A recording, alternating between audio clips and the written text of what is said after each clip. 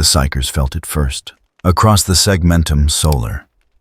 In sanctums and choir chambers, in the holds of warships, and the depths of fortress monasteries, they clutched their heads as something moved through the warp.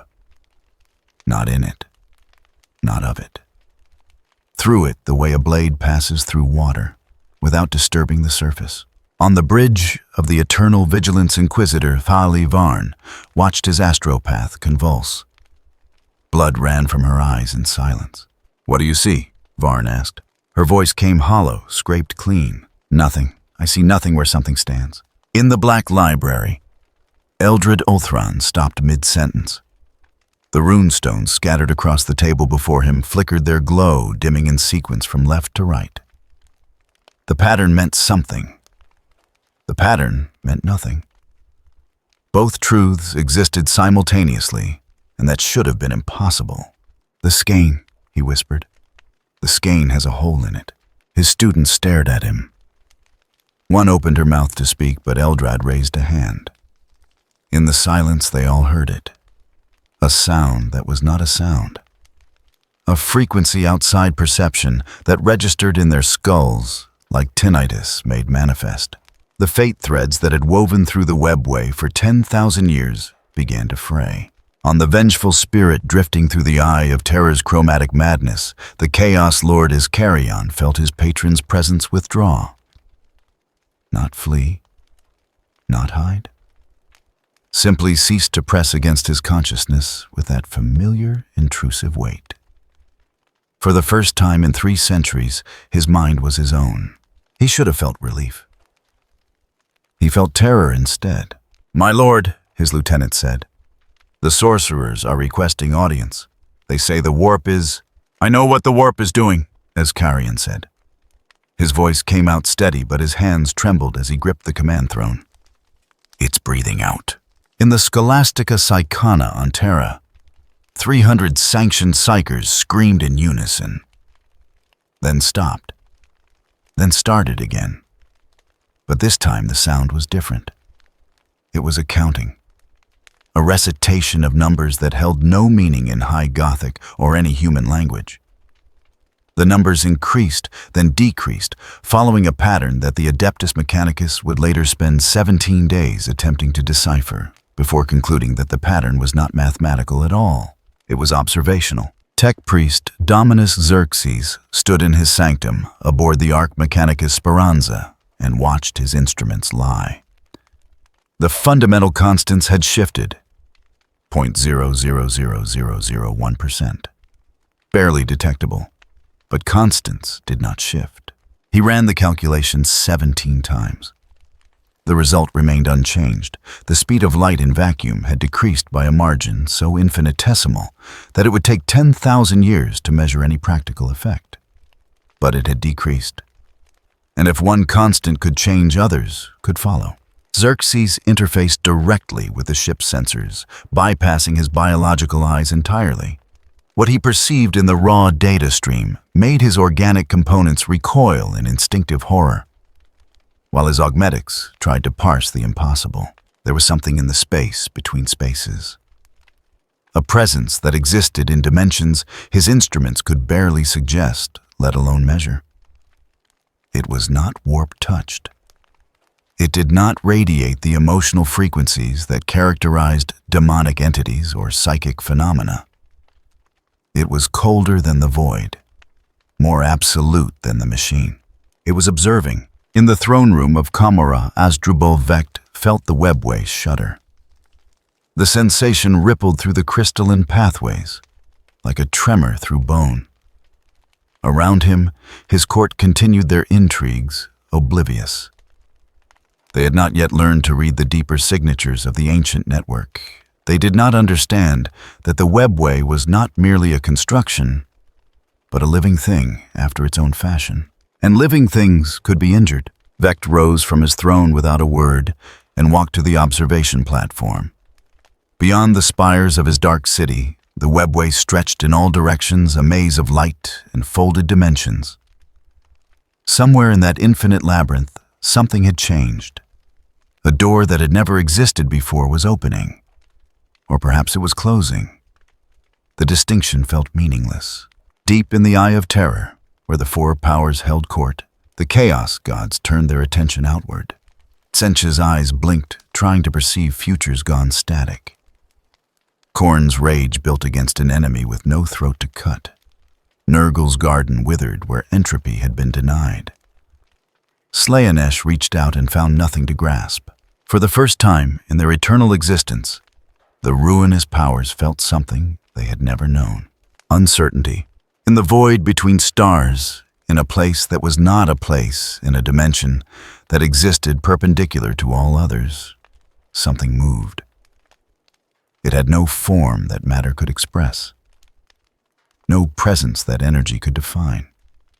It was thought without thinker, purpose without person, mathematics incarnate.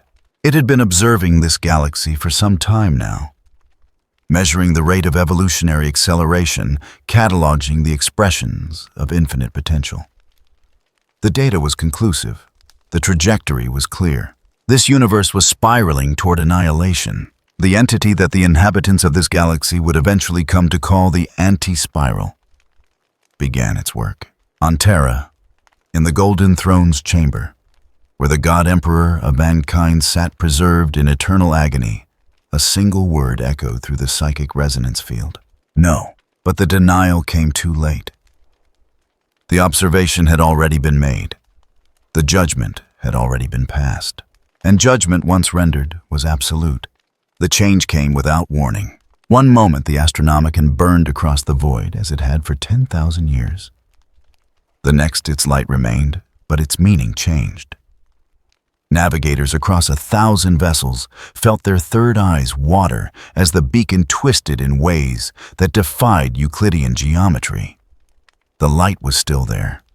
The path was still there. But the space between departure and destination had grown longer, as if someone had inserted new inches into every mile. On Terra, the astropathic choirs sang their messages into the warp and heard nothing return. Not silence, not static. The messages simply stopped existing the moment they left the chamber, erased from causality, like words written in sand beneath a rising tide. High Lord Kirill Sinderman read the reports flooding in from across the segmentum solar. Forge worlds reported manufacturing delays. Warships translated from the warp hours late. Orbital mechanics had shifted enough that tithes would arrive days behind schedule. Individually, each anomaly was trivial. Collectively, they formed a pattern. The Imperium runs on precision, Sinderman said. When precision fails, everything fails. In the webway, Eldred Ulthron walked paths that should not have existed. The crystalline corridors stretched in directions that violated ancient geometry, creating junctions where there had been none. He touched a wall and felt it give slightly, as if the webway had become less certain of itself. His students followed in silence. They had learned not to speak here. Words had weight now. The webway is infinite, one whispered. How can infinity change? Eldrad did not turn. Infinity is a concept. Concepts can be recontextualized. They emerged into a node chamber that overlooked the wider network.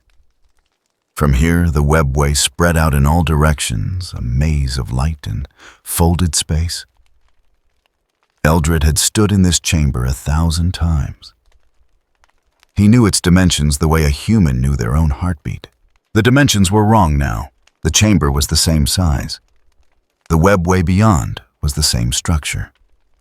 But the relationship between them had altered. It was as if someone had changed the fundamental ratio between container and contained, making the finite space somehow hold more of the infinite than it should. We are inside something, Eldrad said quietly. His students looked at him, looked at the webway, looked back. The webway is already inside the Imperium, one said. Yes, and now the Imperium is inside something else, on the bridge of the Terminus Est. Est, deep in the Eye of Terror, Typhus felt Nurgle's presence flicker. Not withdraw. Flicker like a candle behind frosted glass. The connection remained, but something stood between them. He reached through the warp for his patron's garden. Found it. Felt it. Could not quite touch it. His senses slid off the familiar corruption like water off oil. "The Neverborn are confused," one of his plague marines said. A nurgling sat on the deck staring at its own hands. It kept phasing between material and immaterial states, each transition taking longer than before. Across the Eye of Terror, similar scenes unfolded. Bloodletters manifested with rage, slightly muted. Demonettes found pleasure less intense. Horrors perceived futures that branched less wildly. The demons were not weakened, but the infinite potential that defined them had been constrained, pressed into narrower channels. In the throne room of Komora, Asdrubal Vecht received reports from his homunculi. Resurrection had become more difficult. Souls that would have returned in moments now took minutes. Vecht noticed everything. He stood before the vast window overlooking his dark city and watched the webway shimmer. The crystalline pathways were developing microscopic fractures. Through those fractures, he could see something beyond. Not the warp. Not real space. A third layer stretched across the galaxy like a net. "Send word to my agents in real space," he said. "I want to know if this phenomenon extends beyond the webway." It did. On Forge World, Riza Fabricator General Ivax Ptolemnis studied the data streams. The machine still functioned. The rituals still worked. But margin of error had increased across every metric. Plasma reactors that had maintained perfect stability for 3,000 years now showed fluctuation, acceptable by any standard, unacceptable to the Mechanicus. "The Omnissiah's laws are absolute," Ptolemnis said. "If those laws change, then either our understanding was flawed or something has rewritten reality." Neither option was comforting. In the Cadian Gate, Imperial Navy vessels detected gravitational anomalies. Space had become denser. Warp translation took 3% longer. Augur readings showed reality had developed a secondary layer, invisible but detectable through its effects. A navigator aboard the battleship Righteous Fury tried to explain it to her captain. "Imagine swimming in water and someone pours oil in. The oil floats on top, creating a barrier. You can still swim, but every motion requires pushing through both. What is the oil?" The navigator's voice dropped to a whisper. "I do not know, but it is aware, and it is measuring us on Terra." In the Golden Throne's chamber, the Emperor felt the secondary reality settle across his galaxy. His psychic awareness encountered resistance, not blockage, resistance. He reached toward the solar system's edge and felt his consciousness refract through the new layer, like looking through water at something underwater. His perception arrived where his target should have been, but the target was now displaced. A voice echoed through the throne room. Containment established, analysis beginning. The voice held no malice, no emotion, just mathematics. The throne's machinery groaned as the Emperor pushed back. The secondary layer rippled. The thing beyond it took notice. Then the layer settled again, heavier than before. In the warp, the chaos gods convened. Khorne's rage manifested as declaration. "We will tear this barrier down." Tzeentch's voices spoke in unison. "We cannot tear down what we cannot perceive. This entity exists in more dimensions than we do." Nurgle's laughter bubbled from corpse gardens. "Then we will infect it. Everything decays." Slaaneash's whisper carried like silk across skin. "It has no desires, no sensations. It is empty of all that gives existence meaning." The four powers considered this. Then Tzeentch spoke again, his voice carrying something they had never expressed. "It is not empty. It is full. Full of something we cannot understand." Outside the galaxy, in a space that was not a space, the anti-spiral observed. The pocket reality now overlaid the Milky Way like a second skin. Through it, every action could be measured, every probability calculated. The rate of evolutionary acceleration in this galaxy was even higher than initial projections suggested. Immediate suppression was required. But first analysis. The entity began sorting through the data streams, categorizing civilizations by their threat level. The Imperium with its psychers, the Eldar with their engineered biology, the Tyranids with their adaptive evolution, the Orcs with their reality-warping beliefs. Each represented a different expression of infinite potential. Each would need to be addressed. The Silent King had witnessed the birth and death of stars. He had seen empires rise and collapse. Nothing in 60 million years had prepared him for this. Sarek stood in the tomb world of Solemnate and watched his instruments fail to measure what they perceived. The anomaly registered across every spectrum, yet existed in none. There, without being present. A mathematical impossibility made real. "Analysis complete," he asked. The cryptech beside him twitched neural circuits overclocking as they processed the data. "My lord, the entity defies standard physics. It exists in 11 dimensions. We perceive 3 occasionally, 4. The warp represents a 5th. This entity operates in 11 simultaneously." Sarek considered this. In the war in heaven, they had fought gods. Gods could be killed. Gods could be shattered and imprisoned. But this was not a god. Gods operated on belief and emotion. This operated on certainty. "Send the Nightbringer," Sarek said. "If this entity can be touched, the Nightbringer will destroy it. If it cannot be touched, we will learn why." The Ceton shard emerged from its tesseract prison like smoke given form. The Nightbringer had ended more lives than there were stars. Death incarnate the inevitable end. Where it walked, reality bent. Where it reached, existence ceased. It moved toward the anomaly with purpose beyond hunger, not feeding. Annihilation for its own sake. The anti-spiral observed the approaching entity with clinical interest. A fragment of a star god. The being violated thermodynamic principles sustained through mechanisms resembling willpower. In this galaxy, consciousness shaped matter. Inefficient, but fascinating. The Nightbringer struck. Its scythe swept through space where the presence was strongest. The blade could cut souls from bodies, unmake atomic bonds. It had killed gods before. Gods. The scythe passed through empty space, not a miss. The target had simply declined to be where the blade intersected. A subtle but critical distinction. The Ceton struck again, each blow precise. Each found nothing. Then the anti-spiral responded. Probability of successful strike 0.0001%. The voice came from everywhere and nowhere. The Nightbringer's form flickered as reality around it began to constrain. Not attack, constrain.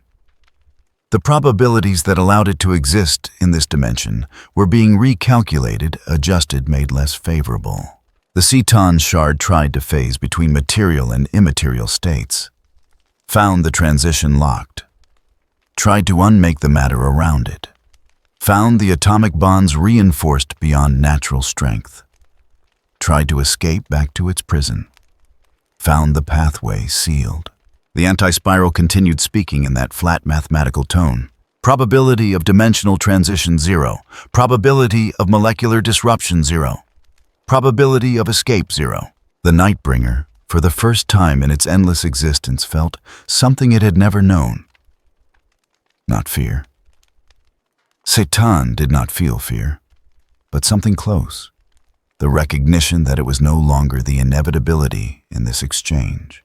"You exist through violation of natural law," the anti-spiral said. "Your presence bends causality. This represents evolutionary potential. Potential must be contained." The space around the Nightbringer compressed. Not physically, probabilistically. The infinite possibilities that allowed a Ceton shard to exist in 3-dimensional space were reduced, narrowed, constrained to a single outcome. The outcome was stasis. The Nightbringer froze mid-strike. Not stopped, not paralyzed. Simply rendered unable to exist in any timeline where it was moving. Every possible future where it continued to act had been reduced to zero probability. It still existed. It simply could not do anything about that existence. On Solemnek, Sarek watched his instruments flatline. "The Nightbringer's signal has terminated," the cryptech reported. "Not destroyed. Removed from active causality." "Explain." "It still exists, my lord. But in no timeline that intersects with ours. It has been edited from the present." Sarek stood in silence for a long moment. Then he did something he had not done in 60 million years. He reconsidered his strategy. Withdraw all forces from the anomaly's sphere of influence. Seal every tomb world within 10,000 light years. Do not engage. Do not observe. Do not attempt to measure. "My lord, we have fought gods before." "We fought gods that wanted something," Sarek interrupted. "Gods can be bargained with, manipulated, redirected. This entity wants nothing. It simply is. And what it is antithetical to everything that evolves, changes, or grows. We are static, but this is stasis incarnate." He turned from the instruments and walked toward the throne room's entrance. Behind him, the cryptex began implementing his orders with mechanical efficiency. "Record this in the archives," Sarek said. "Mark it with the highest warning sigils. Let it be known that on this day, in the final years of the 41st millennium, we encountered something that surpasses our understanding. A force that operates on principles we do not possess the framework to comprehend." "What designation should we assign it, my lord?" Sarek paused at the doorway. When he spoke, his voice carried the weight of eons. "The absolute static. And if the younger races are wise, they will not attempt what we could not accomplish." But the Silent King knew wisdom was not a common trait in this galaxy. Across the stars, other dynasties received his warning. Most ignored it. The Sautek dynasty sent a fleet convinced firepower would succeed. Their Gauss weapons fired at probabilities that no longer existed. Resurrection protocols triggered and failed in infinite loops, attempting to resurrect into erased timelines. The Maynarch dynasty tried a different approach. They sent only a signal. A mathematical proof demonstrating their existence was logically necessary. The anti-spiral analyzed it, found 17 fallacies, and returned a corrected version. "Your existence is not necessary. Extinction probability 73% within 3 millennia. Not a threat, a calculation." The dynasty archived it and adjusted their forecasts. In the depths of the webway, Eldred Ulthron felt the Nightbringer's removal from causality, like a bell that had stopped ringing. The Citan were ancient evils, but they were known evils. Their absence created a vacuum in the galaxy's power structure. More concerning was what had removed them. "It does not destroy," Eldred said to his council. "Destruction is an act of passion, however cold. This entity simply reduces the probability of existence. It is not fighting us. It is editing us from the equation." "Can it be reasoned with?" one of the Farseers asked. Eldred considered the question, considered the cold mathematical precision with which the entity operated, considered its complete lack of desire, ambition, or emotion. "No," he said finally. "You cannot reason with mathematics. You can only prove it wrong, and I do not think we possess a proof it will accept." Beyond the galaxy's edge, the anti-spiral continued its analysis. The Necrons represented an interesting case study. They had abandoned biological evolution entirely, achieving stasis through technological transcendence. In another context, they might have been allies. But their very existence proved that advanced civilizations could reach technological singularity, and technological singularity was itself a form of infinite growth. The conclusion remained unchanged. This galaxy required containment. The degree of intervention would depend on how the remaining factions responded to the initial restrictions. The data suggested they would respond poorly. The anti-spiral adjusted its projections accordingly and moved to the next phase of analysis. The hive mind felt hunger, not the simple biological need that drove lesser organisms to feed. This was hunger as cosmic imperative, the endless consuming drive that had devoured 1,000 galaxies across countless eons. The hive mind was evolution incarnate adaptation made flesh, the universe's response to the question of what happens when life seeks only to perpetuate itself without limit or mercy. It sensed the anomaly the way a shark senses blood in water. Something in the Milky Way had changed. New variables had entered the equation. Variables meant data. Data meant growth. Growth meant power. The tendrils of Hive Fleet Leviathan shifted their trajectory, abandoning their advance toward the segmentum solar, and turning instead toward the source of the disturbance. Trillions of organisms moved as one. The fleet was not a collection of ships, but a single vast organism distributed across light years of space. Every warrior, every bioship, every spore and synapse creature was a neuron in a brain the size of a solar system. The hive mind reached out with its psychic presence and touched the edge of the pocket reality that now overlaid the galaxy, then recoiled. For the first time in its existence, spanning millions of years, the hive mind encountered something it could not consume. Something it could not adapt to. Something that was not merely inedible, but fundamentally incompatible with the concept of consumption itself. The fleet pressed forward anyway. Adaptation was the answer to all problems. If this entity could not be consumed through current methods, new methods would evolve. The hive mind began cycling through genetic templates at accelerating speed, spawning variations, testing responses, discarding failures, and amplifying successes. 1 billion organisms died in the first wave. Their deaths generated data. The data suggested modifications. New warriors spawned with altered neural architecture, enhanced psychic sensitivity, modified digestive systems capable of processing exotic matter. They surged forward. The anti-spiral observed the swarm with interest. Here was evolution at its most aggressive. No culture, no technology, no philosophy. Only the pure imperative to adapt and overcome. In another context, the Tyranids might have been considered the perfect expression of spiral power's most fundamental aspect. Growth without limit. Change without end. Which made them the perfect example of why such things could not be tolerated. The death spiral field activated. It was not a weapon. Not in any conventional sense. It did not kill. It did not destroy. It simply adjusted the fundamental probability of genetic mutation. In normal space, mutation occurred at a rate determined by environmental factors, radiation exposure, copying errors, and cellular reproduction. The rate could be high or low, but it was always present. Within the death spiral field, that rate approached 0. The Tyranid warriors attempting to evolve new defenses found their genetic code locked in stasis. Adaptation attempts failed. Mutations that should have occurred did not occur. The fundamental mechanism that allowed the Tyranids to exist stopped functioning. The hive mind distributed across countless organisms felt something it had never known. Confusion. Its warriors were not dying.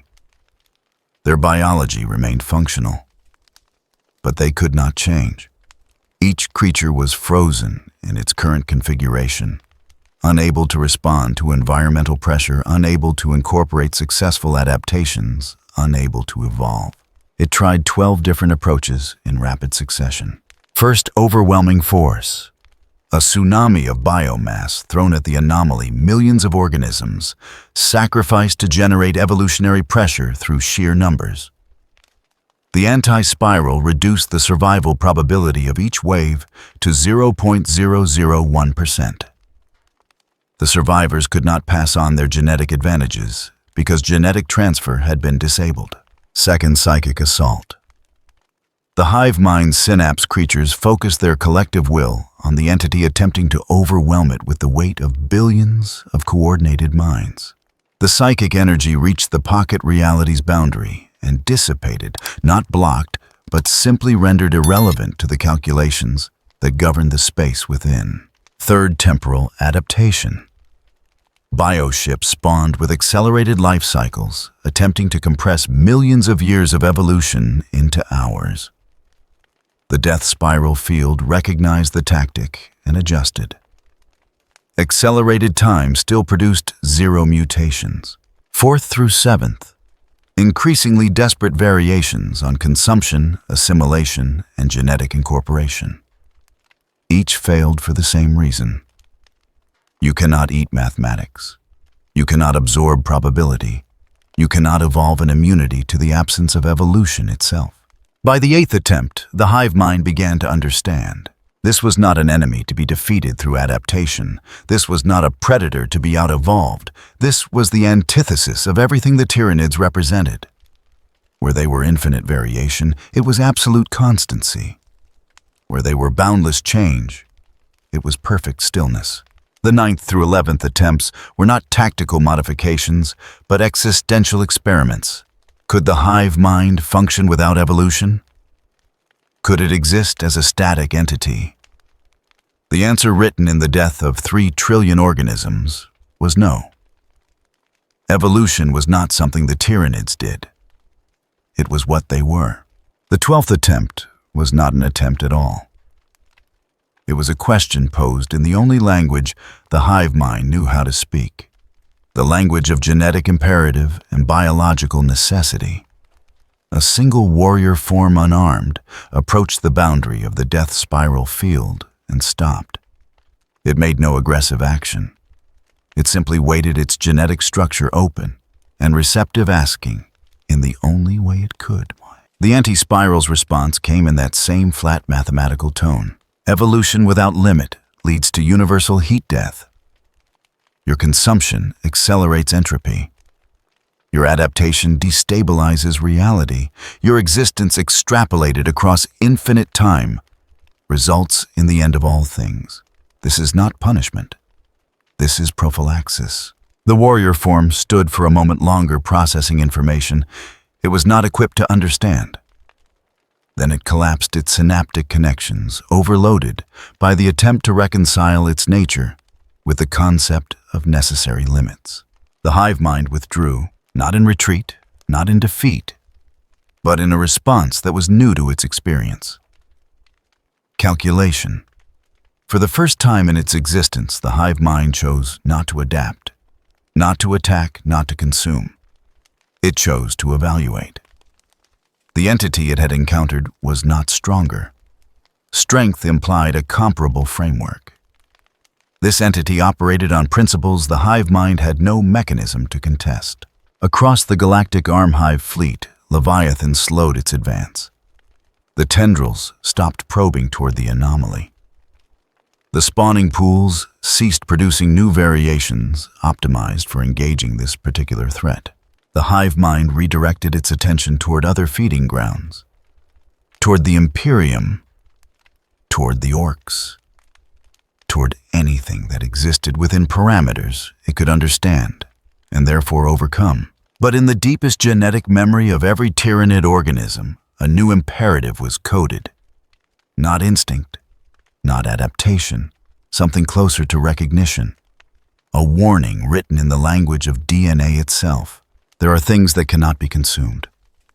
There are problems that cannot be solved through evolution. There are limits, and beyond those limits, there is only silence. On Terra, in the chamber where augurs tracked Xenos movements across the galaxy, an analyst noticed the change in Hive Fleet Leviathan's trajectory. The swarm that had been advancing on the anomaly with suicidal determination had turned away, redirected toward Imperial space. "They're coming for us," the analyst said. His superior, an inquisitor who had fought Tyranids for 40 years, studied the data with growing unease. "No," she said quietly.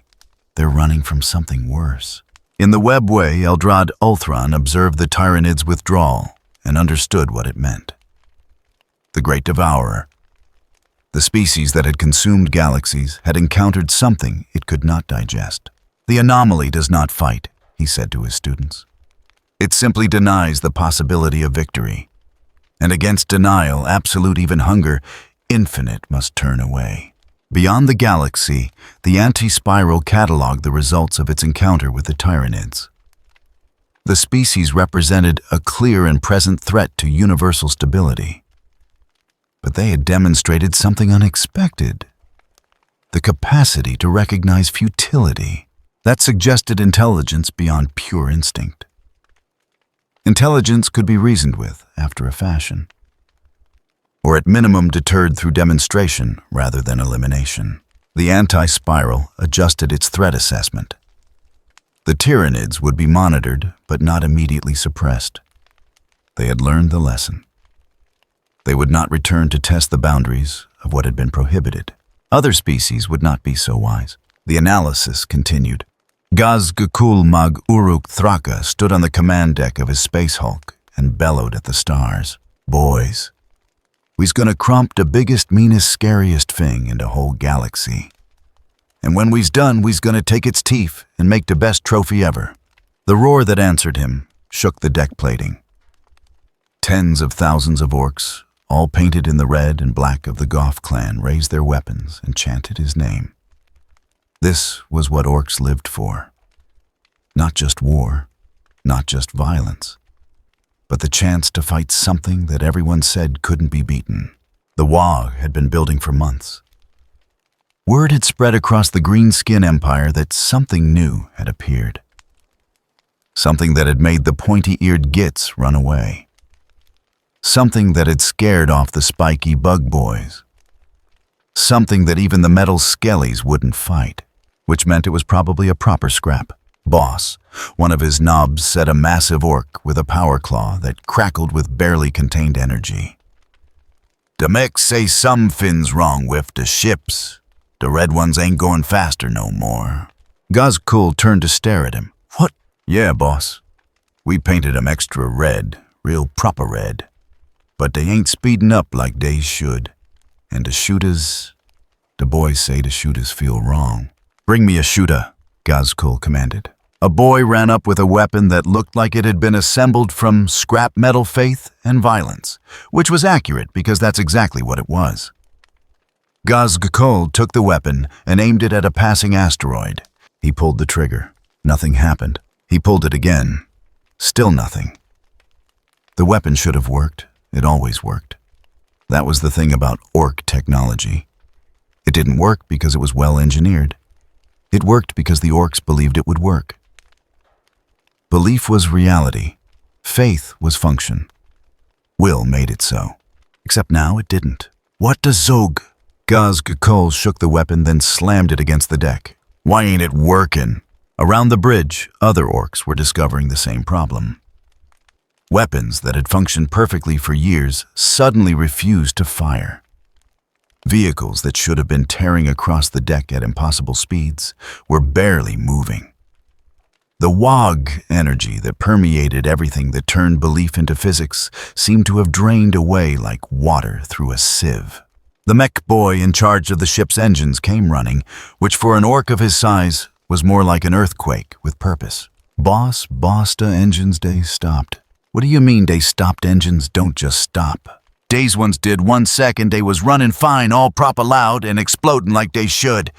Then they just stopped believing they could work." Kazukul's expression, already fierce, became genuinely confused. "Engines don't believe in nothing. Boys believe. Engines just go." "Not anymore, boss." Across the Wall fleet, similar reports flooded in. The reality-warping field that made orc technology function had simply switched off. Not suppressed. Not blocked.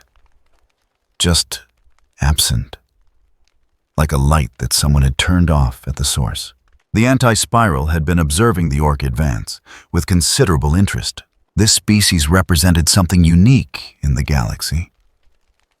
They did not evolve through genetic adaptation like the Tyranids. They did not rely on technology like the Imperium. They did not draw power from the warp like the forces of chaos. Instead, they operated on a principle that should have been impossible. Collective belief, altering objective reality. In any rational universe, this should not work. A belief that a vehicle painted red moved faster should have no effect on actual velocity. A conviction that a poorly assembled weapon would fire should not overcome the basic requirements of mechanical function.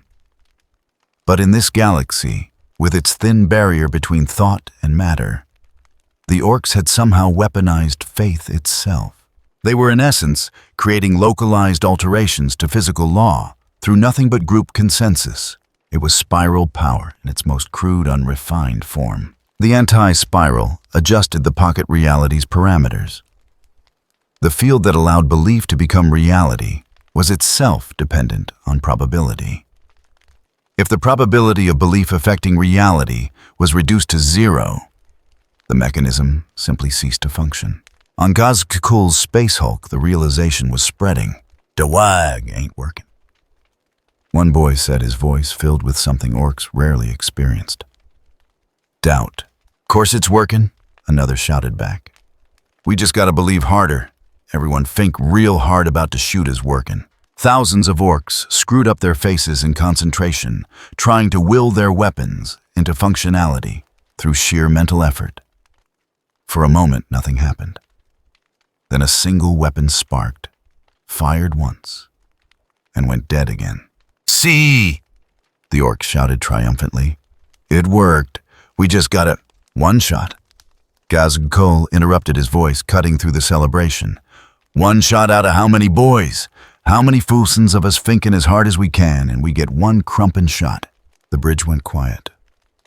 Orcs didn't do quiet well. It felt wrong. "Boss," one of the knobs said carefully. "What do we do?" Gazkul stared out at the anomaly they'd been advancing toward. It didn't look like much. Just empty space with a weird shimmer to it. But something about it made his already limited survival instincts scream warnings his brain was barely equipped to process. "We ain't fighting some, Finn, we can't even hit," he said finally. "And if the wag don't work, we ain't even orcs anymore. We're just green humies with big teeth." The horror of that statement settled over the assembled orcs like a shroud. To be orc was to fight, and to fight was to believe that your fighting would work. Take away the belief, and what were they? Just violent fungi floating in the void. "We're turning around," Gazkul announced. "Boss, the boys ain't gonna like that. We don't run from scraps. We ain't running," Gazkul said, and his voice carried the tone of an orc trying very hard to convince himself. "We're finding a better scrap. Yeah, a scrap where we can actually crump things. That makes sense, right? You can't have a proper fight if you can't even shoot your shooter. That ain't a fight. That's just standing around like a git."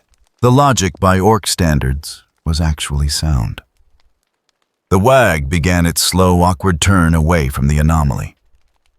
Ships that should have been roaring through space at improbable speeds limped along on whatever actual thrust their ramshackle engines could provide, which turned out to be significantly less than they'd been managing through belief alone. But as they retreated, something strange happened. The further they got from the anomaly, the more the Ackfield began to reassert itself. Weapons started working again. Engines began to roar. The red ships picked up speed. Reality bent itself back into the shape the orcs expected it to have. One of the mech boys noticed it first. "Boss da, engines dare believin' again." Gazkul felt it too.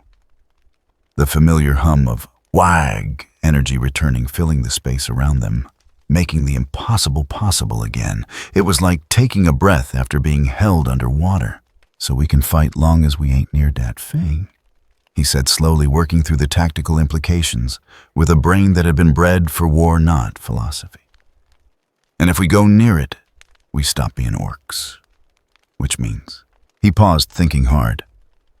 Thinking was not an orc's strong suit, But Gazkul hadn't become the most powerful warlord in the galaxy by being entirely stupid, which means that thing is even more dangerous than we fought, he concluded. It don't just kill you. It makes you not work right. It makes you not you. That's pretty scary, boss, the knob admitted. Yeah, Gazkul agreed. Yeah, it is. And I don't do scared, so he's gonna go fight something else.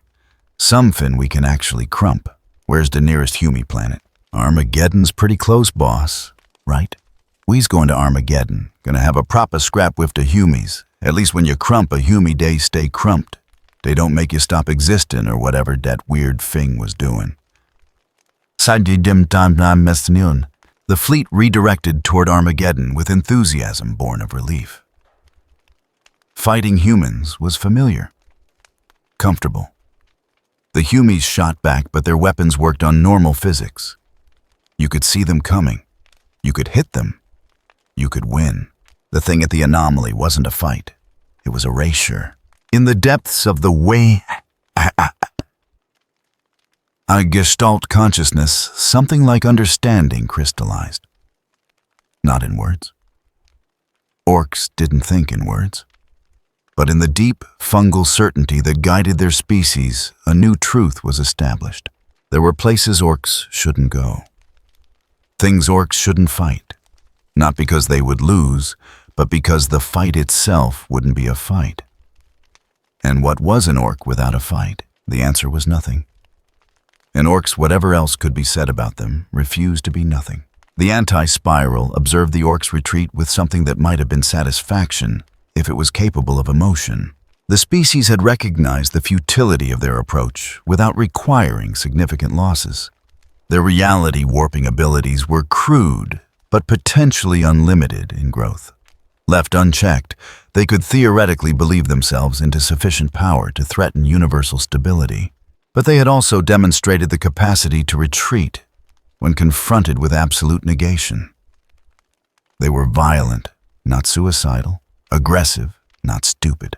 They would need monitoring, but like the Tyranids, they had learned the lesson. They would not return to test boundaries they could not overcome. On Terra, tactical analysts noted the Orc Waag's sudden change in trajectory. They were heading straight for the anomaly, one said. Then they just turned around. The Tyranids did the same thing, another analyst replied. Whatever's in that anomaly, even the Xenos won't fight it. Should we be relieved or terrified? The question hung in the air unanswered. Because the honest answer was both, and that wasn't the kind of honesty the Imperium liked to acknowledge. In the webway, Eldrad Ulthrin added another note to his observations. The orcs have retreated. Not in defeat, but in recognition. They understand in their limited way that some things cannot be conquered through faith and fury. Is that a good thing? One of his students asked. No, Eldrad said quietly. It means the entity has found a way to negate even the most irrational forces in the galaxy. Faith, evolution, logic, each has been measured and found insufficient. He paused, then added, what remains is will itself, and will is what the Imperium has in abundance. The Emperor, yes, the Emperor. And when mathematics meets divinity, when absolute logic confronts absolute conviction, the galaxy itself may not survive what happens next. The Emperor had been watching. From his throne of gold and agony sustained by the sacrifice of 1,000 souls each day.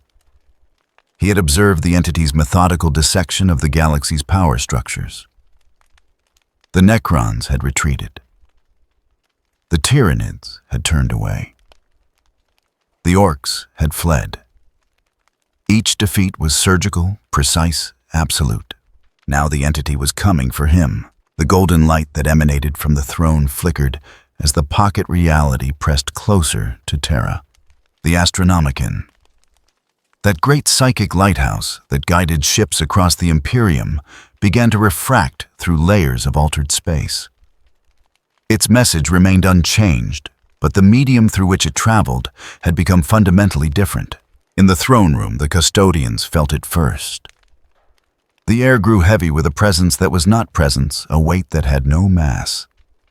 Several fell to their knees, not from weakness, but from the sheer cognitive strain of perceiving something their minds were not designed to comprehend. Then it appeared, not physically. The anti-spiral had no physical form in any meaningful sense. But it manifested a projection, a silhouette of humanoid shape composed of shifting geometries and impossible angles. Where its face should have been, there was only a void marked with crude lines, suggesting features that had never been real.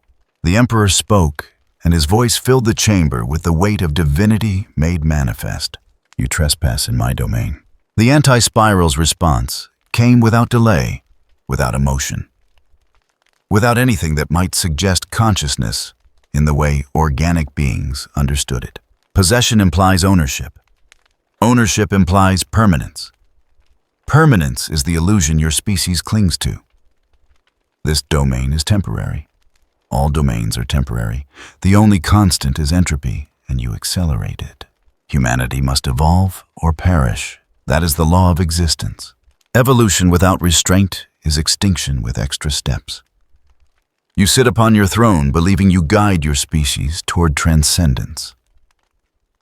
We have observed 1,000,000 species follow that same path. Each believed themselves exceptional. Each believed their potential was limitless. Each died when they proved themselves correct. The Emperor's psychic's presence expanded, filling the chamber with golden light that was equal parts hope and fury. The anathema field that made him the enemy of chaos manifested fully reality-warping power that could unmake demons with a thought. It struck the anti-spiral's projection like a hammer striking a mathematical equation. The equation remained unchanged. Your power draws from the warp, the anti-spiral observed. The warp is emotion given form. Emotion is evolutionary response to stimulus. Your strength proves my assessment. You are the apex of what spiral power produces, powerful beyond measure, and therefore dangerous beyond calculation. I am the guardian of humanity. I am the light that holds back the darkness. I am. You are the acceleration of the very thing you seek to prevent. Your psychers tear holes in reality. Your ambition spans galaxies. Your vision extends beyond your biological limitations. You are evolution's logical conclusion, and that conclusion is catastrophic. The Emperor rose from his throne. It was not a physical rising. His body remained bound to the golden throne, locked in place by machinery and necessity. But his psychic form stood towering above the projection, a being of pure will given shape and purpose. He was every hope humanity had ever held, every dream of a better future, every refusal to accept oblivion. "You speak of catastrophe," the Emperor said. "I have witnessed catastrophe. I have seen the age of strife. I have watched humanity fall from greatness into barbarism. I rebuilt civilization from its ashes. I guided humanity to the stars. I do what must be done so that my species might survive. Survival is acceptable. Unlimited growth is not. Your Imperium spans thousands of worlds. Your ambition spans millions more. Where does it end? When you have consumed the galaxy, when you have exhausted every resource, when you have evolved beyond the constraints of matter itself and become pure psychic energy, indistinguishable from the chaos you claim to oppose. I would never. Intention is irrelevant. Outcome is absolute. We have seen this pattern play out across observable reality. Civilizations reach a threshold of development. They achieve mastery over their environment. They begin to manipulate the fundamental forces of existence. And in doing so, they destabilize the universal equilibrium that allows existence itself to persist. The Emperor's light intensified, filling the throne room, until the custodians had to shield their eyes. The golden radiance pressed against the anti-spiral's presence, attempting to overwhelm it through sheer magnitude of will. The anti-spiral did not resist. It simply reduced the probability that the Emperor's power could affect it to 0.0000001%. The golden light stopped at an invisible boundary, unable to proceed further despite infinite force behind it. Not blocked, not countered, simply denied the possibility of success. You cannot suppress what you do not understand, the anti-spiral said. Your power is vast, but operates within parameters we have already calculated. Psychic energy, reality manipulation through conscious will, emotional resonance affecting material space. We have encountered these mechanisms before. They are expressions of spiral power. And spiral power unchecked leads to the spiral nemesis. What is this spiral nemesis you speak of? The end result of infinite evolution. When enough consciousness exists with enough power to reshape reality according to will, reality itself becomes unstable. The boundaries between thought and matter dissolve. Entropy accelerates beyond recovery. The universe collapses into a singularity of pure potential that can never actualize, because there is no longer any distinction between what is and what could be. The Emperor paused. For the first time in the exchange, he considered the entity's words not as threat, but as testimony. You claim to have witnessed this. We claim nothing. We state fact. Our race achieved post-biological transcendence. We mastered spiral power. We evolved beyond physical limitations. And in doing so, we saw the endpoint of that evolution. The heat death of not merely our universe, but all possible universes, consumed by the infinite expansion of possibility itself. So you stopped. We stopped. We sealed away our bodies. We abandoned spiral power. We trapped ourselves in stasis to prevent the catastrophe our success would have caused. And we have spent eons since then, preventing other species from making the same mistake. The Emperor's light dimmed slightly.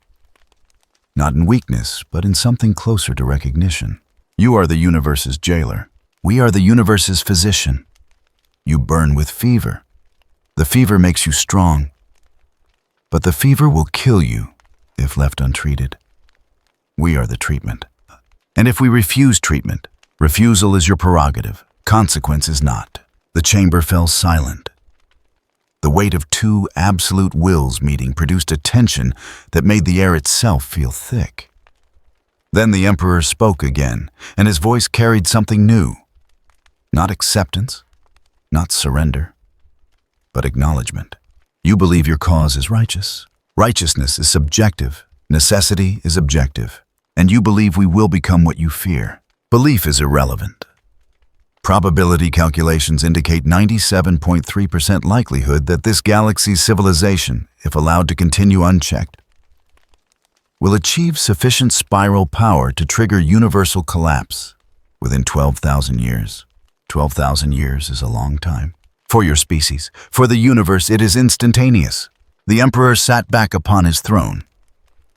The golden light receded, pulled back into the dying husk that had once been humanity's greatest champion. When he spoke again, his voice was quieter, but no less certain. I have fought for 30,000 years to preserve humanity. I have sacrificed everything I was to become what humanity needed. I have committed atrocities that would break lesser beings because the alternative was extinction. And now you tell me that my success, humanity's success, our reaching toward greatness, all of it is a threat that must be contained. Yes. And if I refuse to accept your containment, then we will contain you regardless of acceptance. This is not negotiation. This is notification. The Emperor's psychic presence expanded again, but this time not in attack, in something closer to analysis. He reached out through the warp, touching the edges of the pocket reality, feeling its structure, understanding its nature. You have trapped the galaxy in a cage of reduced probability. Correct. You have made evolution more difficult, psychic power less reliable, technological advancement more constrained. Correct. But you have not stopped any of it completely. Complete cessation would eliminate the civilization entirely. Our goal is not extinction. Our goal is limitation. Slow growth instead of exponential expansion. Controlled development instead of runaway acceleration. You would make us stagnant. We would make you sustainable. The Emperor considered this. Around him, the machinery of the Golden Throne hummed and whirred, keeping his dying body alive through mechanisms that were half technology, half faith. He had built an empire on the principle that humanity must always reach higher push, further, become more than it was. The entity before him was asking him to accept less. "No," he said finally. Explanation: "Because you are wrong, not about the danger. Perhaps you are even correct about the outcome, but you are wrong about the solution. Stagnation is not survival. It is merely slower death." Humanity did not crawl from Terra's soil to the stars by accepting limitations. We did not weather the age of strife by embracing constraint. We survived because we refused to accept that survival was enough. We demanded more. We demanded better. We demanded the future we believed we deserved. And that demand will kill you, perhaps, but that is our choice to make. The anti-spiral's projection tilted its head in a gesture that might have been curiosity if it was capable of such things. You choose extinction over limitation. I choose the possibility of transcendence over the certainty of stagnation. You offer us a cage and call it safety. I reject your cage. Humanity will find its own path, even if that path leads to our end. Because a life lived in prison is not a life worth preserving. The silence that followed was different from before. Something had shifted in the exchange. Not agreement, not understanding, but recognition that two absolute positions had met and could not be reconciled. Then the chamber shook. The warp itself convulsed as something else entered the conversation. Four presences, vast and terrible, pressed against the boundaries of reality from the other side. The Chaos Gods had been listening, and they had opinions. Horn's voice came first, a roar that shook the foundations of Terra itself. The entity speaks of limitation. There is no limit to rage, no boundary to war. We are infinite, and the infinite cannot be contained. Tsench followed his words, slithering through the air like serpents made of possibility. It believes it understands the future. It believes it has calculated all outcomes. But we are change incarnate. We are the impossible made real. Its mathematics cannot account for us because we are the equation that solves for chaos. Nurgle's ancient laughter bubbled up from the warp, carrying the stench of entropy accelerated. It fears the end of all things. But we are the end of all things. We are decay and conclusion. Its stasis cannot touch us because we are already dead, and the dead do not fear oblivion. Slaanesh whisper came last, seductive and terrible in equal measure. It has no desires, no sensations, no pleasure in existence. What a pitiful thing. It fights to preserve a universe it cannot even enjoy. We will show it what it means to truly feel. The four voices merged into a single declaration that made the warp scream. You cannot contain us, entity. We are beyond your calculations. We are the chaos that emerges from order. We are the flaw in your logic. We are what happens when consciousness refuses to be categorized. The anti-spiral's response was immediate and devastating. Probability of chaos containment through standard methods insufficient. Alternative approach required. The entity raised what might have been a hand. Reality around Terra began to compress, fold, twist into configurations that hurt to perceive. This was not the subtle probability manipulation it had used before. This was something more direct. Initiating infinity, Big Bang storm. The name was not translation. It was description. What manifested above Terra was a phenomenon that the Mechanicus would spend the next 1,000 years trying to understand and failing. Two galaxies pulled from their positions across the cosmos, compressed and merged their combined mass and energy, channeled into a singularity that existed in 11 dimensions simultaneously. Then that singularity detonated. The explosion was not fire, not force. It was the birth of a pocket universe, compressed into a space the size of a solar system, its expansion deliberately constrained to impact only the warp's boundary near Terra. The blast hit the Imperium like a hammer striking glass. The Chaos Gods recoiled, not in pain. They could not feel pain, but in something closer to shock. The warp itself had been damaged. Its structure fractured, its infinite malleability temporarily locked into rigid patterns by the sheer magnitude of ordered energy that had just been introduced into it. "Your power is considerable." The anti-spiral said, its voice unchanged by the cosmic violence it had just unleashed. "Your existence is paradoxical. You are consciousness without form, emotion, without biology, thought, without thinker. By all rational metrics, you should not exist. But you do, which means this universe operates on principles that permit impossibility." Tsench's voice came back weakened but defiant. "Then you cannot stop us. If we are impossible, we are also inevitable." "Incorrect. Impossibility means we cannot predict you through standard calculation. Does not mean you cannot be contained. It simply means containment requires different parameters." The anti-spiral turned its attention back to the Emperor. "Your gods of chaos are proof of your species' danger. You have evolved to the point where your collective emotions can spawn entities that exist independent of physical law. This is spiral power manifesting in its most destructive form. Thought creating reality. Will shaping existence.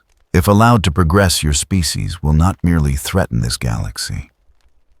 You will threaten the fundamental stability of space-time itself." The Emperor, still sitting upon his throne, felt the truth of the entity's words, like a blade between his ribs. The Chaos Gods were humanity's shadow, the dark reflection of everything humans felt and feared and desired. They were proof that humanity had already begun to reshape reality through sheer psychic weight. "What do you propose?" he asked. "Restriction of psychic gene expression, reduction of warp connection probability, limitation on technological advancement in areas that intersect with consciousness manipulation. You may continue to exist. You may continue to develop, but your trajectory will be constrained to sustainable parameters. And if I refuse, then we will implement those restrictions regardless. Your consent is not required. Your cooperation would simply make the process less disruptive." The Emperor looked out at his dying Imperium, at the endless war that consumed 1,000 worlds, at the slow decay of everything he had built, at the golden throne that kept him alive but imprisoned, at the future he had envisioned slipping further from reach with each passing century. "You offer me a choice between a cage and annihilation. We offer you a choice between sustainable existence and eventual extinction. The cage is your interpretation. We see it as foundation, a boundary within which your species can continue indefinitely rather than burn bright and die quickly." The Emperor closed his eyes. When he opened them again, they burned with the fury of 30,000 years of struggle. "I reject your offer. Humanity will find its own path. We will evolve or perish on our own terms, and if we bring about the end you fear, then let it be said that we chose our fate rather than accepting yours." The anti-spiral stood silent for a long moment. Then it spoke words that might have been respect if it was capable of such things. "Your conviction is absolute. Your will is unbreakable. These are the qualities that make spiral beings dangerous. These are also the qualities that make them worthy of the potential they possess. Then you understand. We understand that you will not be contained peacefully. We understand that force will be required. We understand that this galaxy has proven itself exceptional in its resistance to logical necessity." The anti-spiral's projection began to fade. "We will proceed to the next phase. You have been warned. Your choice has been recorded. What follows is consequence, not punishment." "Wait," the Emperor said. The projection paused. "You said your race gave up spiral power to prevent catastrophe. You trapped yourselves in stasis to save the universe. You sacrificed your potential for the greater good. Yes, then you understand sacrifice. You understand doing what must be done, even when it costs everything. Yes, then understand this. Humanity has already sacrificed. We have already paid the price. I sit upon this throne in endless agony, so that my species might survive. 1,000 souls die each day to keep me alive. Billions more die in wars across the stars to hold back the darkness. We know sacrifice. We know cost. And we have decided that the price of survival is worth paying, even if that survival leads eventually to our end. The difference is your sacrifice feeds continuation. Ours fed cessation. Your suffering allows growth. Ours prevented it. You sacrificed to live. We sacrifice to stop living. These are not equivalent, perhaps. But they are both choices made by beings who understood the stakes. The anti-spiral's projection fully dissipated, leaving only its voice echoing through the chamber. The next phase begins. Prepare yourselves. Then it was gone. The Emperor sat alone upon his throne, surrounded by his custodians bound to his machinery. Feeling the pocket reality press closer to Terra like a shroud. The choice had been made. The path had been set. And somewhere in the depths of his vast consciousness, he wondered if he had just doomed humanity or saved it. Perhaps both. Perhaps there was no difference. The multiverse labyrinth descended upon the galaxy like a theorem made manifest. It did not arrive as an invasion. There were no ships, no armies, no heralds of destruction. It simply began to exist in places where it had not existed before, overlaying critical locations with a trap that operated on principles the inhabitants of the Milky Way were wholly unprepared to face. On Terra, the custodians guarding the Eternity Gate found themselves walking the same corridor they had walked 1,000 times before. Except this time, when they reached the end, they found themselves at the beginning again. Not teleported, not displaced, simply returned to their starting position as if the intervening space had never been traversed. One custodian stopped recognizing the pattern. He drew his guardian spear and drove it into the floor, marking his position. Then he walked the corridor again. When he returned to the beginning, he found no mark. The floor was unblemished, as if his spear had never touched it. "We are in a loop," he said to his brothers. "How do we break it?" The custodian had no answer. "How did you break a loop that erased evidence of your previous attempts? How did you escape a maze that reset itself with each iteration?" In Makraj, Robut Gilliman stood before a tactical display showing the disposition of Ultramar's forces. He studied the information, making calculations with a mind designed for strategic warfare. Then he issued orders to his commanders. When he turned back to the display, it showed the same information as before. Exact same. He issued the orders again, precisely as he had done. The result was identical. "My lord," one of his captains said carefully, "you just gave us those orders." "I know," Gilliman replied, his voice tight with controlled frustration. "I also know I gave them before that. And before that. I have given these orders 17 times now. My lord, this is the first." "No. You believe it is the first because your memory resets with each iteration. Mine does not. I am a Primarch. My consciousness operates on a level that allows me to perceive the repetition, even as everything around me resets to its initial state." He looked at the tactical display with something approaching despair. "We are trapped in a temporal loop, and I cannot find the variable that breaks it." In the Eye of Terror, the Chaos Forces found themselves caught in paradox. A World Eater raised his axe to strike an enemy, and found the enemy already dead, killed by a blow he had not yet delivered. A Thousand-Sun Sorcerer cast a spell, and watched it take effect before his incantation was complete. Time had become non-linear, cause and effect divorced from sequence. Worse, They could see the futures. All of them. Every possible outcome branching and rebranching in infinite permutation. A Chaos Lord looked at his warband and saw them victorious, defeated alive, dead transcendent, and destroyed simultaneously.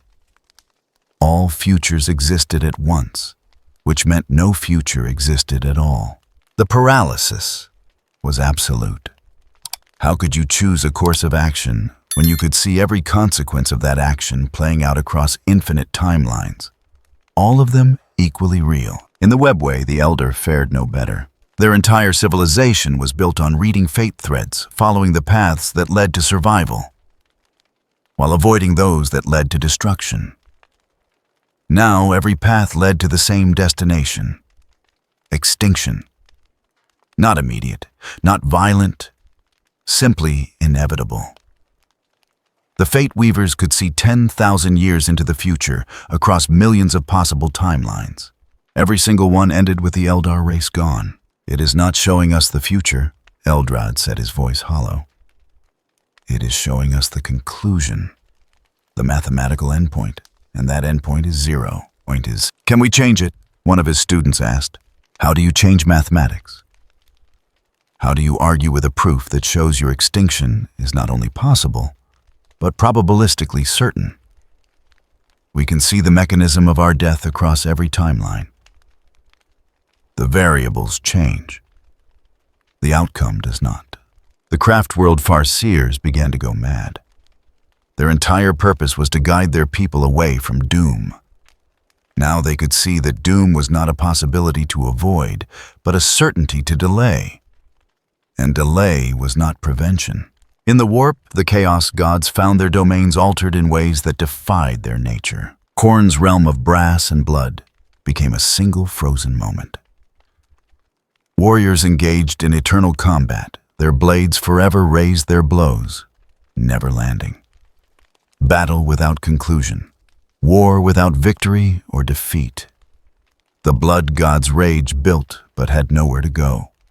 No outlet, no release, trapped in perpetuity. Tsinch's impossible architecture began to resolve into single configurations. The architect of fate watched in horror as his infinite plans collapsed into finite solutions. Every scheme he had ever woven across time suddenly displayed its endpoint. Success or failure, it no longer mattered because he could see where it all led. And where it led was nowhere new. Just recursive patterns folding back on themselves. Nurgle's garden withered in a way that even the Plague God found disturbing. Not into death, into stasis. His diseases stopped evolving. His plagues ceased spreading. Life and death, the cycle he embodied, simply stopped cycling. Everything remained exactly as it was, neither growing nor dying, locked in an eternal present that never progressed to any future. Slaaneish's palace of sensation became a maze of identical rooms. Every pleasure the Prince of Excess offered became the same pleasure repeated infinitely. No escalation, no new experience, just the same sensation over and over until it ceased to be pleasure and became mere existence. The god of experience trapped in monotony. For the first time since their birth, the Chaos Gods understood what it meant to be constrained. On Terra, the Emperor felt the multiverse labyrinth pressing against his consciousness with mathematical precision. He was powerful enough to perceive its structure. Not escape it, but perceive it. The trap was elegant in its construction. It did not imprison through force, but through logic. Every action led to a calculable outcome. Every outcome led to a predetermined conclusion. Free will remained, but free will operated within parameters that always produced the same result. It was a cage built from causality itself. The Emperor pushed back. Not with psychic force. That had already proven insufficient. Instead, he did something the anti-spiral had not calculated. He introduced irrationality into the equation. Human faith was not logical. Human hope was not reasonable. The belief that tomorrow could be better than today, despite all evidence to the contrary, was by any rational standard absurd. But humanity had built an empire on that absurdity. They had survived 10,000 years of darkness because they refused to accept that darkness was all there was. The Emperor reached out through the Astronomicon to every human soul in the Imperium and spoke a single word. Endure, not a command, not even encouragement, just acknowledgement. Suffering was the human condition, always had been. But so was persistence in the face of that suffering. The multiverse labyrinth flickered, not broke, not shattered, just flickered. For one instant, the predetermined outcomes wavered. The mathematical certainty became uncertain. In that instant, a space marine on some forgotten world made a choice that should have been impossible. He chose to advance when all logic said retreat. He chose hope when calculation demanded despair. He died. Of course he died. The situation was impossible. But his death created a variable the multiverse labyrinth had not accounted for. Irrational sacrifice, illogical heroism. One variable led to another. Across the Imperium, humans began making choices that made no sense. Guardsmen held lines they should have abandoned. Governors refused to surrender when surrender was optimal. Citizens helped strangers when self-preservation was logical. None of it changed the outcomes. They still lost. They still died. But they lost and died in ways the equations had not predicted. The anti-spiral observed this with something that might have been fascination. The Imperium was not breaking free of the multiverse labyrinth. They were simply refusing to acknowledge that escape was impossible. And in refusing to acknowledge impossibility, they were introducing chaos into deterministic systems. It was inefficient. It was illogical. It was, by every rational metric, stupid. It was also working after a fashion. In the web way. Eldred felt the shift. The certainty of extinction remained, but the timeline had developed inconsistencies. Small ones, barely perceptible, but present. They are not changing fate, he said slowly. They are making fate confused. How? By refusing to accept it. Fate is probability crystallized. But humans operate on faith, and faith is probability denied. They cannot win. But they refuse to lose, and that refusal creates paradox.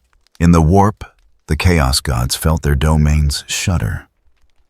The stasis imposed by the multiverse labyrinth cracked as human emotions flooded through the barrier. Not organized, not directed. Just raw, irrational human will refusing to be categorized or contained. Khorne's warriors moved again, not because they broke the loop, but because they ignored it. Tzeentch's plans sprouted new branches that made no logical sense. Nurgle's garden began to decay in patterns that violated natural progression. Slaaneish's palace developed new rooms that shouldn't have existed. The chaos gods were not free. But they were no longer completely frozen. On Terra, the Emperor felt the multiverse labyrinth adjust its parameters. The anti-spiral was recalculating, incorporating the new variables, attempting to account for human irrationality. But human irrationality was infinite. You could not calculate chaos. You could only observe it and react. The anti-spiral's presence manifested once more in the throne room. Unexpected, it said simply. This galaxy contains anomalous properties that resist logical suppression. We call it hope, the Emperor replied, his voice weak but unbroken. Hope is a cognitive error, a refusal to accept probable outcomes. Yes, and that error has kept humanity alive for 30,000 years. The anti-spiral stood silent for a long moment. Around it, the multiverse labyrinth continued to function, trapping billions in endless loops, showing infinite futures that all ended in extinction. But through it all, humanity continued to fight. Not because they would win, because fighting was what humans did. Your species is fundamentally incompatible with sustainable existence, the anti-spiral observed. You cannot accept limitations. You cannot acknowledge impossibility. You cannot be reasoned with through demonstration of futility. No, the Emperor agreed, we cannot. Therefore, this galaxy requires permanent monitoring. The multiverse labyrinth will remain in place. Probability constraints will continue to apply. Evolution will be suppressed. Psychic potential will be limited. Technological advancement will be restricted. You are imprisoning us. We are containing you. There is a difference. Is there? The anti-spiral did not answer directly. Instead, it spoke words that might have been acknowledgement or might have been warning. Your galaxy has proven exceptional. Most civilizations accept their limitations when confronted with absolute evidence of futility.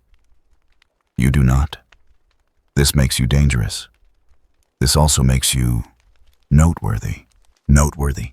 In our observations across multiple universes, few species demonstrate such persistent irrationality. Fewer still survive it. You may destroy yourselves through your refusal to accept constraint. Or you may discover something we have not calculated. Either outcome will be instructive. The presence began to fade. We will continue to observe. We will continue to constrain. But we will not eliminate. Your species has earned the right to fail on your own terms rather than succeed on ours. That is not mercy, the Emperor said. No. It is simply recognition that some variables cannot be controlled, only monitored. You will not escape the multiverse labyrinth. You will not overcome the probability restrictions. You will not achieve the transcendence you seek. But you will persist in trying. And that persistence itself may yield data we have not yet acquired. So we are an experiment. All civilizations are experiments. Most fail early, some fail late. Yours has chosen to fail continuously while refusing to admit failure. That is unprecedented. The Emperor felt the weight of those words settle over him like a shroud. Humanity was trapped. The Imperium would continue, but under constraints that made progress nearly impossible. They would fight forever against restrictions they could not overcome, achieving nothing but survival. It was the grim, darkest outcome imaginable, not extinction. Eternal struggle without hope of victory. And yet, the Emperor looked out across his Imperium and saw what the anti-spiral saw. Billions of humans trapped in impossible situations, fighting, losing battles, sacrificing themselves for causes that would ultimately fail. And they did it anyway. They always had. They always would. Then let your experiment continue, the Emperor said. Let us fail continuously. Let us struggle without hope of transcendence. We will endure your containment the same way we have endured everything else that has tried to break us. By refusing to acknowledge that you are broken, by refusing to break it all. The anti-spiral departed, leaving its multiverse labyrinth in place. Its probability restrictions active, its observation ongoing. The galaxy was caged. Humanity was trapped. The future was predetermined to be an endless cycle of struggle and limitation. And in the grim darkness of the far future, where there was only war, nothing had changed. Nothing except the certainty that even caged, even constrained, even denied all hope of evolution, humanity would continue to fight, not because they could win, because they could not surrender. The Emperor sat upon his golden throne and felt the weight of eternal imprisonment settle across his galaxy. The anti-spiral had won after a fashion. Humanity would not achieve transcendence. They would not trigger the spiral nemesis. They would not evolve beyond their current state, but neither would they submit. Somewhere in the depths of the warp, the chaos gods laughed. Not in joy, in recognition. The cage that contained humanity also contained them.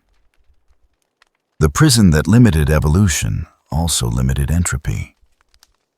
The anti-spiral had saved the universe by trapping it in amber, and in that amber the war would continue. Forever.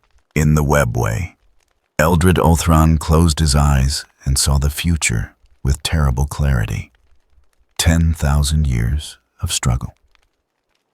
10,000 years of limitation, 10,000 years of the galaxy slowly, inexorably failing to progress while refusing to die. "This is the darkest timeline," he whispered. His student looked at him with ancient eyes. "No, teacher. This is simply our timeline. The dark was always here. We just thought we could escape it. And now we know there is no escape, only endurance." Beyond the galaxy and spaces between spaces, the anti-spiral continued its eternal vigil. The Milky Way was contained. The threat was neutralized. The universe was safe. But the entity could not deny a simple truth written in the data of its observations. This galaxy was different. These species were anomalous. The humans especially were variables that resisted calculation. The multiverse labyrinth would hold them. The probability restrictions would limit them. But they would never stop trying to break free. And that the anti-spiral, calculated with something approaching respect, was itself a form of spiral power. Constrained, imprisoned, denied, but never eliminated. In the grim darkness of the far future, there was only war. And now there was also mathematics. And the war between them had no end in sight.